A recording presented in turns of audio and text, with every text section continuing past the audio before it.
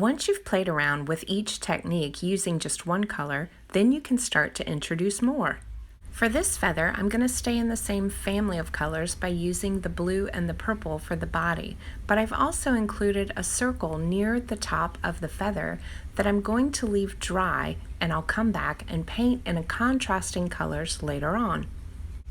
Experiment with using different shapes within your feather and leaving those areas dry, painting them later in contrasting colors. It's a unique way to add different designs to your feather. Once I have this side of my feather wet, then I'll just start introducing color, just like we did on our first techniques. When I finish with one color, I'll simply take my brush, put it into the water, swish it off really good, and start introducing the second color. When you get comfortable with your colors, you'd be amazed how many colors you can fit on one feather.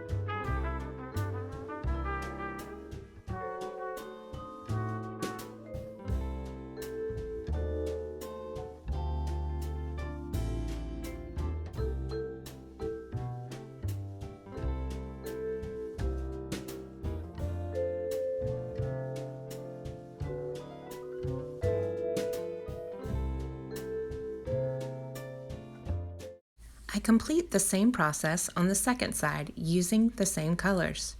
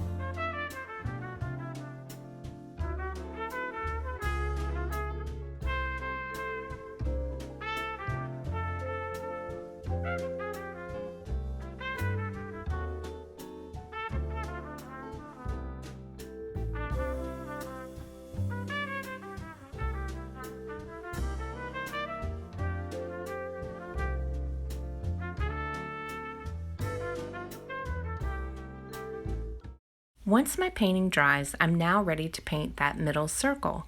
I'm just using wet yellow paint instead of wetting that circle first because it's such a small area. Just remember that because it's a small area, you don't want the paint too wet, but you also don't want it too dry, because I'm going to now introduce some wet orange paint into the mix, and I want the two to flow. Just remember, if it starts to get too wet, mop some liquid out. If it starts to get too dry, add in a little amount of water. I repeat the same process on the second side. I've left a white space in the middle of the circle and also on the outer edge. Once your painting is dry, you'll be ready to add your enchantment.